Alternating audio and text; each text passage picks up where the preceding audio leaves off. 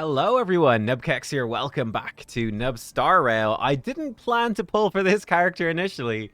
We are doing it. Anaxa has just gone live in the game, and I was lucky. I actually have a ton of pulls saved up, 161. I am definitely looking towards Castorus in the next patch. So, I mean, if we get him, if we win the 50-50, we're really happy. I won the Castorus 50-50, and that set us up actually very well. I think it's absolutely worth, and let's actually just start pulling. Absolutely worth seeing if we get him early, if we win the 50-50. Definitely worth it for me. I've got the Herta, so I'm looking to pair up Anaxa with the Herta. That's the big goal. I don't have Jade or like Argenti or any of the others you might pair up with her. I've been using Mini Herta, and while that is insanely good in pure fiction, it really struggles in the other modes. So I think Anaxa is going to really help her out.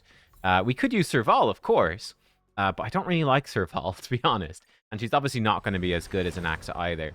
That for me is like the main goal with him is basically to fill in with the Herta team, especially because building a Castorus team as well, taking Tribi away from the Herta, definitely hurts a bit.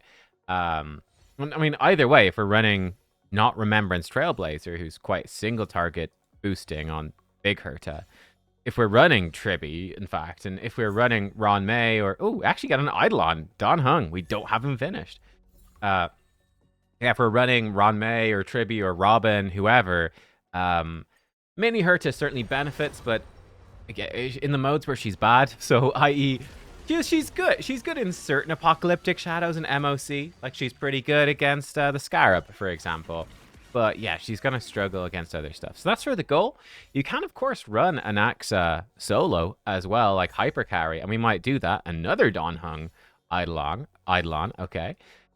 You can run him solo, and he could be kind of viable. Though I do have Fei Xiao, so I think that's probably not too crazy important, because he is more of a single target blast type character. Different for erudition, which is quite fun.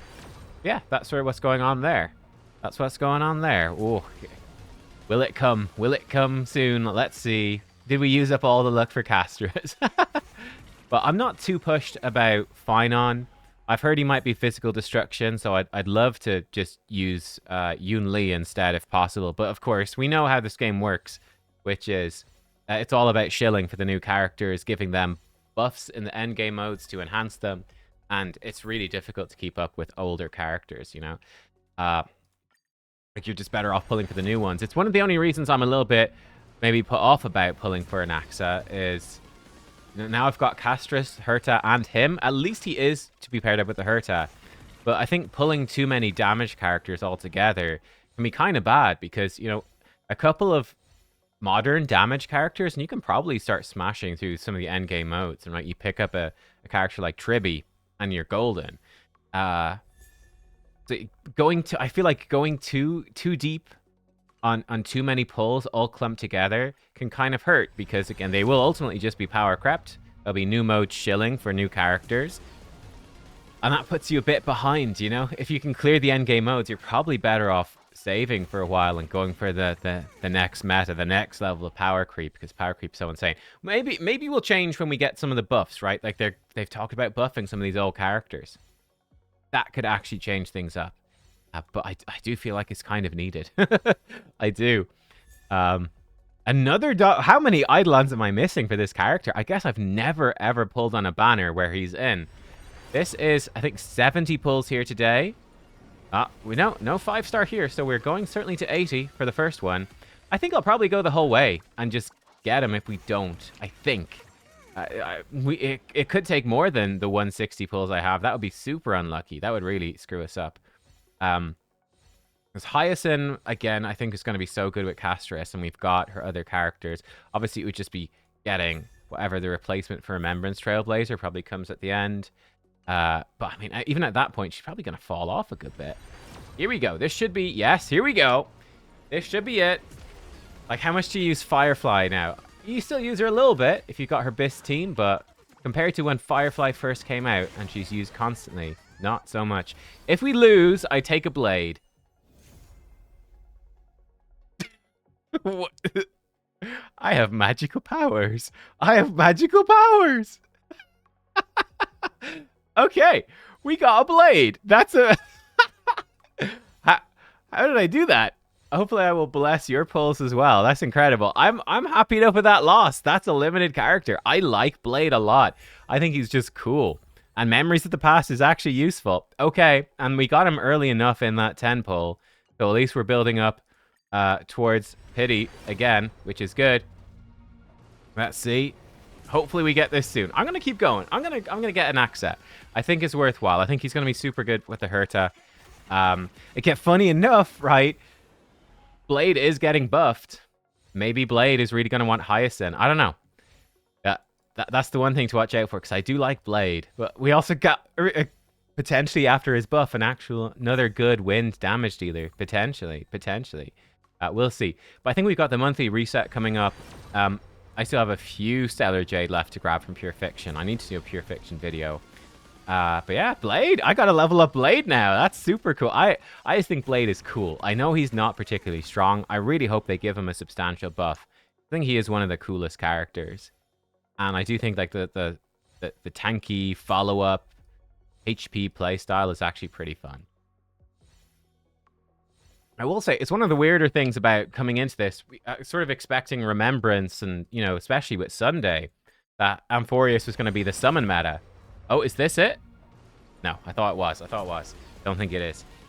We thought Amphorius was going to be like summon meta and all about those. And like Memo Sprites are a thing, but like it's not as much of a thing. I feel like Amphorius has ended up being much more the HP meta, right? Which is cool. It's great that it's happening. Another Eidolon for Don Hung. We're getting wind from Don Hung. We pull Blade. We're getting Anaxa. We are loaded up to the gills with wind characters right now. I think Hyacinth is wind as well, if I'm not mistaken. If I am not mistaken, I think she is. So yeah, I also have Black Swan, who I never use. Dot is just dead, sadly. Oop, nothing. And yeah, I've got Fei Xiao. I think I have all the wind characters now. Blade was, I think, the one I was missing, the limited one. So I think I've got them all. But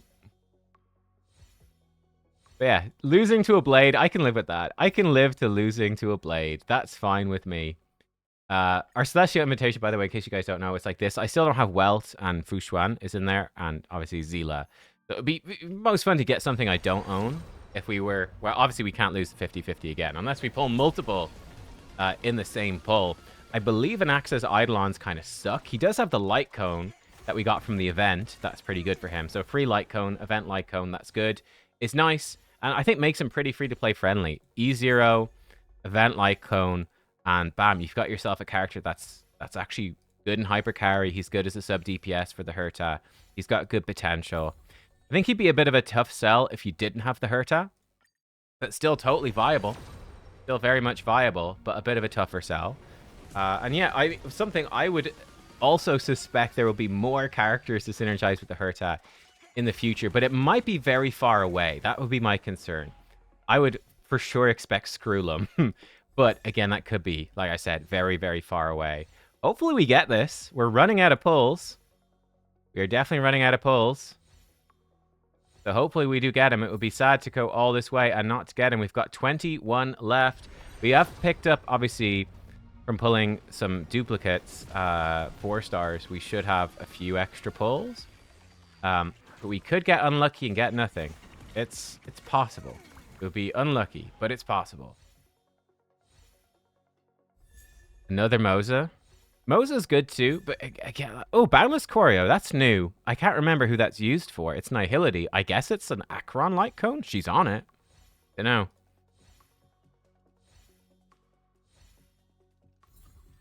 Poor old Dot. They forgot. Okay, here we go.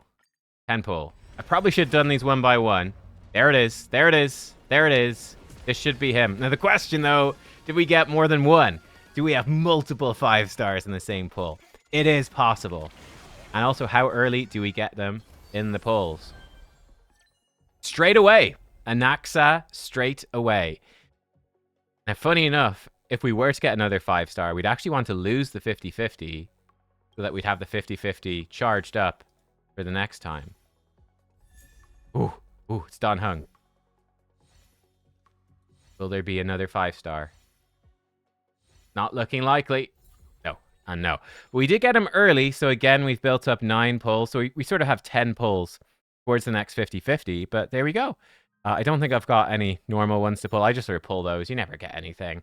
But hey, we got Blade and Anaxa. I'm actually not even sure how to build Anaxa, to be honest. How do we do on our Dan Hung Eidolons? Let's double check that as well. Did he get maxed out? I think he did. Yes, I think he's maxed out.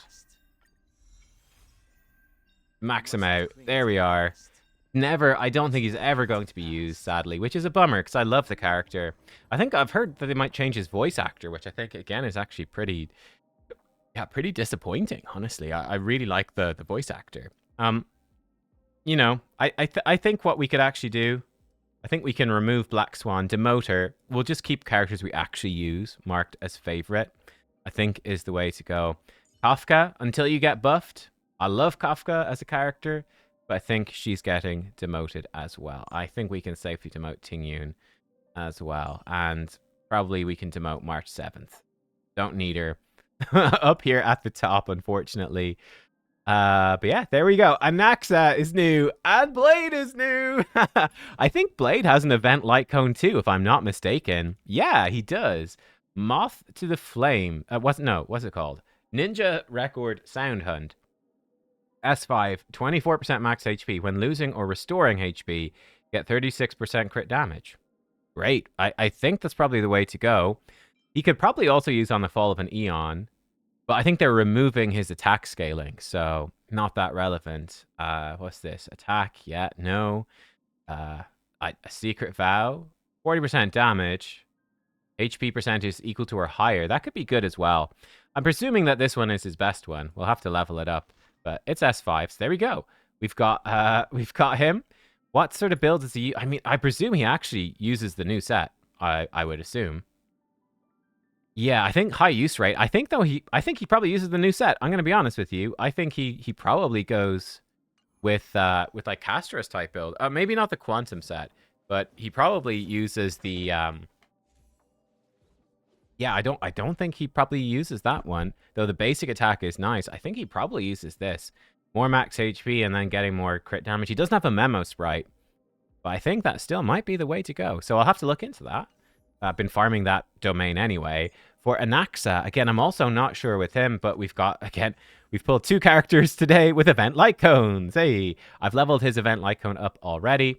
Great Cosmic Enterprise, 16% attack, and for every weakness on an enemy, you do 8% more damage, up to 7. So, I mean, he's the only character that can do it. I should also mention that quickly while we go over it. I think people maybe are, in my opinion, because you can implant weaknesses. I don't know where he implants them. So somewhere here he implants them. I don't know, whatever. Maybe it's his talent. When he lands it, he implants a weakness. Implanting a weakness, I think, is good. It's fine, but I don't think it's like game breaking. I think it's really, honestly, implanting weaknesses is overhyped. It's incredibly good for break teams because breaking is so important and it does so much. Outside of break teams, I think it's very good for Apocalyptic Shadow and just ensuring that all of your damage dealers, or not even all your damage, ensuring that everyone on the team can contribute towards breaking enemies in Apocalyptic Shadows. I think that's important because when you break in Apocalyptic Shadows, I mean, the boss takes half damage outside of that and it triggers a bunch of effects. So yeah, breaking is super important there, but you don't need necessarily any break effect. You just need to actually break the bar. Breaking in other modes, like in MOC, breaking in Pure Fiction as well, is generally, unless you're running a dedicated break team, pretty low value. So I don't think that this is actually too crazy. Remember, the enemy could still have, like, for example, ice with the Herta. Sure, we can implant ice weakness, but they don't take more damage from the ice weakness. It just lets us lower the break bar. And yes, they take more damage when they're broken, and that's good, but it's not too impactful, I think. They still will have ice resistance, you know. Silver Wolf, I think, does lower their resistance when implanting the weaknesses, and she's still useless. Again, she needs a big buff. But yeah, there we go. That's Anaxa. I think the weakness implanting a bit overhyped for me. It's more so that he will really open up the Herta, who's super powerful. really open her up to being extremely strong, and he'll combo very well with her in MOC and Apocalyptic Shadow. Particularly, especially if like they don't have an ice weakness, that could be really rough. But if it's AoE, I think that could still work pretty well. And yeah, just Mini Herta. Mini Herta is amazing for pure fiction, but against several of the bosses, she really just doesn't do that well. She just sort of drains skill points, and it's a bit rough. I think that he's gonna be better. So there we go. There's some of my thoughts on that. Blade, we're leveling him just for fun. I'm putting them both favorites. Let's go. Blade is just for fun, man. Pure fun. I just think he's super badass. He's cool. He's, in my opinion, Blade, probably the coolest character in the game, and I freaking love his animation. So this is one just for fun, and I'm delighted. And he is staying. That's the best possible way to lose a 50-50. So yeah, today is wind day. Hopefully you had an equally windy day, or not equally windy if you don't like wind. I don't know. Thanks for watching, and I will catch you next time. Goodbye.